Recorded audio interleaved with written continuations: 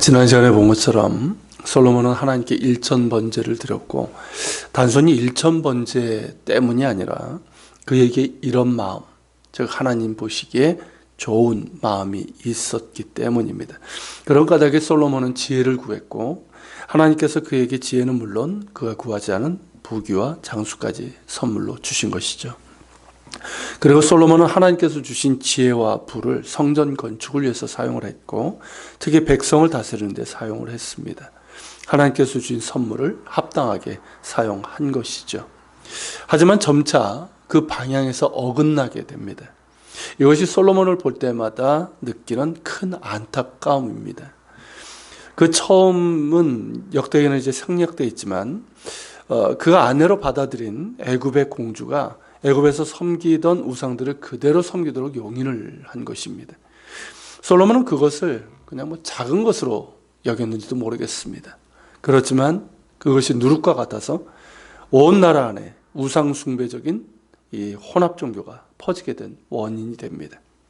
그리고 두 번째와 세 번째는 이제 오늘 본문에 나타나는데, 먼저 두 번째는 병거와 마병입니다. 14절에서 보는 것처럼 솔로몬은 병거와 마병을 모았는데, 병거가 1,400대의 마병은 22,000명에 이르렀고, 무기또 하솔, 게셀 등의 이제 병거성을 만들어서 병과 마병을 주둔시켰고, 수도 예루살렘에도 역시 병과 마병을 두었습니다. 이 병거는 말 2마리가 이끄는 전차입니다. 군사용 마차. 우리가 이제 예전 영화에 보면 나오죠. 군사용 마차로 지금으로 하면 장갑차, 전차와 같은 위력을 가진 것으로서 고대 근동 세계에서는 가장 강력한 무기였습니다. 16절에 나오는 것처럼 병거용 말의 주산지가 어디였냐면 애굽과 구해였습니다. 애굽은 이집트고요. 구해는 어디냐면 시실리아입니다. 그러니까 이탈리아 반도 아래에 있는 시실리아 섬이 있죠. 거긴데 거기가 이제 좋은 말이 있었나 봐요. 나오나 봐요. 그래서 말은 이 애굽과 구해, 즉 시실리아에서 사왔고, 병거는 주로 애굽에서 사들여왔습니다. 특히 애국과는 이제 정략 결혼을 통해서 활발한 무역이 있었고요. 그리고 병과 말을 수입을 했습니다. 그 과정에서 애굽의 우상 숭배적인 음란한 문화가 이스라엘에 계속해서 들어오게 된 것이죠. 주변 국가들이 병거를 소유하고 있는 상황에서 이스라엘 역시 필연적으로 병거를 소유할 수밖에 없었을 겁니다. 게다가 이제 다윗 솔로몬 때는 이스라엘이 강대국이 되었기 때문에 더욱 그러했겠지요. 하지만 하나님의 명령은 뭡니까? 신명기에 나오는데 병거를 많이 두지 말라는 것이었어요. 왜일까요? 병거를 많이 둠으로써 하나님을 의지하지 않게 되기 때문입니다. 이스라엘은 다른 나라들과 달리 하나님께서 택하셨고 그들에게 주신 땅이고, 하나님께서 지켜주실 때만 안전할 수 있고 평화로울 수 있습니다. 그런데 병거를 많이 두면서 자신의 군사력을 믿고 하나님을 의지하지 않는 상태가 된다면 그것은 뭐가 될까요? 이스라엘은 하나님이 아니라 인간을 높이고 자기의 힘을 의지하는 세속의 나라가 됨을 뜻합니다. 솔로몬도 처음에는 그런 의도가 없었을 겁니다. 넓어진 국토를 지키고 특히 이스라엘 땅을 관통하는 당시에 이제 국제도로라고 할 수 있는 해변길이 있는데, 그것이 이제 완전히 그 땅을 지나가거든요. 너무 중요한 길이고요. 그래서 그 길을 효율적으로 장악하고 관리하기 위해서 이 병거성을 해변길 주요 길목에다 둔 겁니다. 그리고 이제 점차 더 병거와 마병을 많이 두게 되는데, 병거성 역시 계속해서 여러 군데 짓게 돼요. 강력한 군사력을 가진 이스라엘을 주변 나라들은 함부로 건들 수 없었을 겁니다. 그것을 보면서 솔로몬은 자신이 이룬 평화라고 그렇게 생각을 했을 겁니다. 솔로몬, 그 이름 뜻이 뭐냐면 그의 평화거든요. 그런데 그 이름은 하나님께서 다윗에게 약속하신 바를 담은 이름입니다. 즉 하나님께서 다윗의 아들이 다스리는 때에 평화를 주실 것이라고 약속하셨거든요. 그가 성전을 건축해야 하기 때문입니다. 솔로몬이 점차 하나님을 멀리하게 되고 결국에는 수많은 아내의 말을 들으면서 눈이 어두워져서 하나님을 버리게 되죠. 그리고 그 지혜조차도 어두워져서 백성들에게 불평과 원망이 커짐에도 그의 통치 동안 내란이나 전쟁이 없었던 것은 하나님께서 그 약속을 지키셨기 때문이지 솔로몬 자신이 이룬 평화가 아니었습니다. 실제로 솔로몬이 죽자 어떻게 됩니까? 잠재되어 있던 폭탄들이 터지기 시작하죠. 나라가 남북으로 분열되고 그동안 복속되었던 민족들, 블레셋이나 암몬이나 이런 나라들이 일어나게 되고요. 주변의 아람 같은 나라들이 이스라엘을 침략하게 됩니다. 솔로몬, 그의 평화는 솔로몬이 이룬 평화가 아니라 하나님께서 이루신 약속으로 된 평화였습니다. 그것을 처음처럼 끝까지 기억하고 자신의 힘을 의지하지 않고 겸손히 하나님을 의지했다면 그의 평화는 후대까지 이르렀을 것입니다. 참으로 안타까운 일이죠. 그리고 세 번째는 은금을 자신을 위해서 쌓아두기 시작한 겁니다. 이 역시 하나님께서 금하신 건데, 어쨌든 하나님의 말씀처럼 많은 부귀가 솔로몬에게 주어졌죠. 15절에 보면 왕이 예루살렘에서 은금을 돌같이 흔하게 하고 백향목을 평지에 뽕나무같이 많게 하였더라 라고 한 것처럼 예루살렘에는 은금이 넘쳐났고 당시의 최고급 목재인 이 백향목이 평지에 돌무화과 나무같이 많았다는 거예요. 우리 성경은 이제 뽕나무라고 번역되어 있지만 이 나무는요, 저지대에 자라는 돌무화과 나무를 얘기하는 겁니다.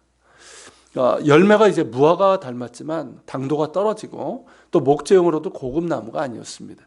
여리고에 가면 삭교 뽕나무라는 이름으로 이 돌무화과 나무를 볼 수 있습니다. 우리가 아는 뽕나무하고는 다른 종류예요. 어쨌든 그렇게 이제 은금이 넘치고 최고급 목재로 지은 건축물들이 곳곳에 세워지었습니다. 하나님께서 약속하신 부가 예루살렘과 나라 안에 이제 나타나게 된 것이죠. 그런데 솔로몬은 점차 자신을 위해서 은금을 쌓아두기 시작합니다. 더 많은 재산을 얻기 위해서 과도한 무역 사업을 펼치기도 했고 자신의 명성을 위해서 무리한 토목과 건축 사업도 추진했습니다. 그래서 무역 사업에 실패하기도 했습니다. 토목과 건축 사업에 대금을 갚지 못해서 갈릴리 지방의 여러 성읍을 두로 왕에게 내주는 상황까지 되기도 합니다. 하나님께서 그에게 부를 선물로 주신 이유는 뭘까요? 그 부를 자신을 위해서 쓰라고, 자신을 위해서 쌓아두라고 주신 것이 아닙니다. 그 부로 성전 건축을 위해서 사용하고 또한 백성들 모두가 하나님께서 주신 풍요를 누릴 수 있도록 하라는 것이었겠죠. 그러나 솔로몬이 자신을 위해서 은금을 쌓아두기 시작하니까 그 아래에 있는 관료들, 부유층들 역시 자신만을 위해 재물을 쌓고 벌어들이는 상황이 됩니다. 그러니까 나라 전체의 부가 어떻게 될까요? 소수에게 집중되는 부의 양극화가 일어나게 된 겁니다. 그리고 무엇보다 자신을 위해서 은금을 많이 쌓아둘 때는 필연적으로 영적인 해이함과 타락에 빠지게 됩니다. 솔로몬은 결국 은금의 마음이 빼앗겨 영적인 해이함과 타락에 빠지게 됩니다.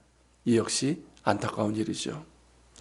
이런 솔로몬의 모습에서 우리는 은사에는 책임이 따른다는 것을 기억해야 할 것입니다. 지혜와 부는 하나님의 은사입니다. 그리고 거기에는 책임이 따른다는 거예요. 솔로몬에게 지혜와 부를 은사로 주신 이유는 하나님과 하나님의 백성을 사랑하는 데 사용하라고 주신 거예요. 성전 건축이 바로 솔로몬이 은사로 받은 지혜와 부를 가장 의미 있게 사용한 예입니다. 그리고 역대기에는 생략되어 있지만 두 여인이 한 아이를 놓고 서로 자신의 아이라고 재판하는 그 장면이 나오죠. 11개 나오죠. 그 장면에서 솔로몬이 지혜로운 판결을 한 것 역시 그에게 하나님께서 지혜를 주신 것을 하나님의 뜻에 따라 잘 펴신 예라고 할 수가 있어요. 그러나 점차 솔로몬은 그 은사를 자신을 위해서 사용을 했고 또한 자신의 것이라고 생각을 했고 하나님의 백성, 곧 이스라엘 백성들을 사랑하는 것보다는 자신의 부와 명성을 키우는 데 사용을 했습니다. 그 결과 그의 통치 말기에 백성들의 고통과 불만이 상당했고 결국 그로 인해서 그의 아들 때의 나라가 남북으로 갈라지고 그의 영화는 허무하게 끝나고 맙니다. 은사에는 책임이 따릅니다. 은사라고 할 때는요, 우리가 성령의 은사만을 생각하는데 아니에요. 우리에게 주어진 모든 것이 은사입니다. 우리에게 있는 모든 것이 하나님께서 주신 것이기 때문입니다. 나의 생명도 은사이고 나의 시간도 은사이고 내가 가지고 있는 재물 역시 하나님께서 주신 은사입니다. 내가 일하고 있는 직업 역시 은사예요. 또한 하나님께서 그것이 성령의 은사, 은사든 재능이나 성품의 은사든 직분의 은사든 모든 성도들에게 은사를 주셨습니다. 그리고 모든 은사에는 이유가 있고 책임이 따릅니다. 하나님께서 은사를 주신 이유는 앞서 말씀드린 것처럼 하나님을 사랑하고 교회를 사랑하며 사람을 사랑하는 데 있습니다. 섬기라고 주신 것이고요. 사랑함이 은사를 주신 이유입니다. 나에게 주신 모든 것이 은사인 줄 알고 그 은사로 하나님을 사랑하고 교회를 사랑하고 사람을 사랑하며 섬기는 데 사용할 때 우리는 끝까지 하나님 앞에 겸손한 믿음과 신뢰를 가지고 살아갈 수 있고 또 나에게 주신 것으로 축복의 통로가 되는 아름다운 삶을 살아갈 수 있습니다. 하나님께서 나에게 주신 은사가 섬김의 도구가 되고 축복의 통로가 될 수 있는 우리 모두가 되기를 바랍니다. 같이 기도하겠습니다. 오늘 말씀을 기억하면서 기도합시다. 주님, 하나님께서 솔로몬에게 그에게 있는 그 마음을 보시고 지혜뿐만 아니라 부귀와 장수를 주셨습니다. 많은 은사를 그에게 주셨습니다. 그런데 솔로몬은 점차 그 은사의 마음에 빗겨서 자기를 위해서 쌓아두고 자기를 위해서 사용하고 그런 가운데 결국에는 영적으로 눈이 어두워지고 타락하고 하나님을 버리는 그런 가운데 되고 말았고 또한 나라도 남북으로 갈라지고 그의 평화와 영화도 허무하게 끝나고 맙니다. 주님, 이런 모습을 기억하면서 주님, 하나님께서 우리에게 주신 모든 것이 은사임을 기억하고 은사에는 책임이 따른다는 것을 잊지 않게 하여 주시옵소서. 나를 위해서 쌓아두지 않게 하소서. 나를 위해서만 사용하지 않게 하여 주시옵소서. 사랑하기 위하여, 섬김을 위하여서 하나님께서 나에게 주신 모든 것, 그 은사들을 사용할 수 있도록 도와주시옵소서. 우리 같이 기도하며 주님 앞에 나아갑니다.